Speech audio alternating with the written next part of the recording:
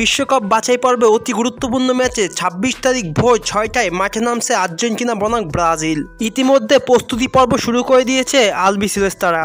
Lionel Messi এবং Lautaro Martinez না থাকায় আর্জেন্টিনা ডিফেন্সিভ শেপে ম্যাচটি স্টার্ট করবে। উরুগুয়ের বিপক্ষে যেই লাইন আপ নিয়ে নেমেছিল অর্থাৎ 4-4-2 পজিশনে ম্যাচটি স্টার্ট করবে, যেখানে ম্যাচের শুরু থেকে থিয়াগো আলমাদা ম্যাচটি খেলবেন।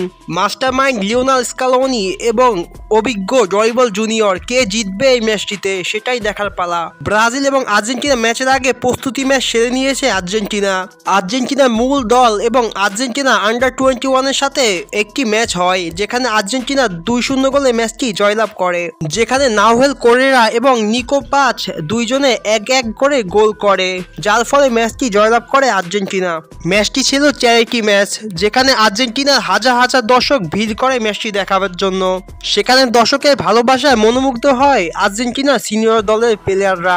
FIFA world cup qualifier match Argentina 13 ম্যাচে 28 পয়েন্ট নিয়ে তালিকা সর্বপ্রথমে অবস্থান করেছে। অপরদিকে ব্রাজিল 13 ম্যাচে 21 পয়েন্ট নিয়ে তালিকা তৃতীয় স্থানে অবস্থান করছে। দ্বিতীয়তে থাকা ইকুয়েডর 13 ম্যাচে 22 পয়েন্ট নিয়ে তালিকা দ্বিতীয় স্থানে। ব্রাজিলের সাথে ইকুয়েডরের পয়েন্ট ব্যবধান মাত্র 1, যা যে কোনো সময় ব্যবধান উঁচু নিচু হতে পারে। হেড টু হেড রেজাল্ট বিবেচনা করলে আর্জেন্টিনা ব্রাজিলের মোট দেখা হয় 16 বার, যেখানে আর্জেন্টিনা 7 এবং ব্রাজিল 6 বার জয়লাভ করে, 3 বার একে অপরের মধ্যে ড্র হয়। আর্জেন্টিনা ব্রাজিলের শেষ মুখোমুখি হয় 2023 সালের নভেম্বরের 22 তারিখ, যেখানে আর্জেন্টিনা 1-0 গোলে ম্যাচটি জয়লাভ করে, যেখানে ওটামেন্ডি লিওনেল মেসির বাড়ি দেওয়া অসাধারণ হেডের মাধ্যমে গোল করে। অপরদিকে ব্রাজিল তার নিজস্ব মাঠে এখন প্রস্তুতি শুরু করেছে। আর্জেন্টিনা বনাম ব্রাজিলের ম্যাচের একদিন আগে ব্রাজিল আর্জেন্টিনায় প্রবেশ করবে।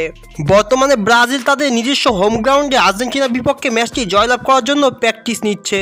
ব্রাজিল বনাম আর্জেন্টিনা ম্যাচের আগে ব্রাজিল পেল বড় ধাক্কা, কেননা ব্রাজিলের বর্তমানে নেইমার স্কোয়াডে নেই। ইনজুরির কারণে নেইমার স্কোয়াড থেকে বাদ পড়েছে।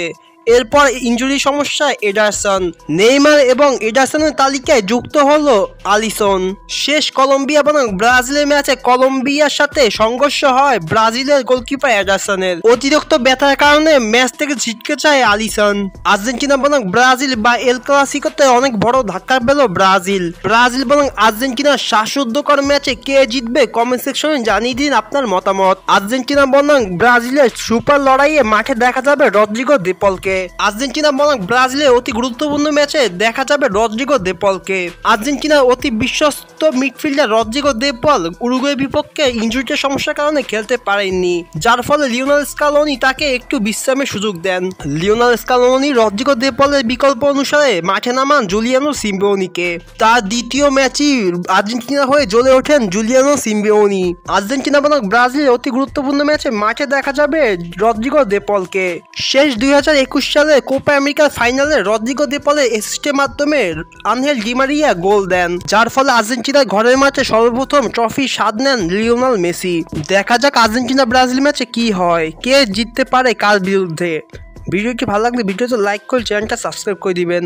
আসসালামু আলাইকুম।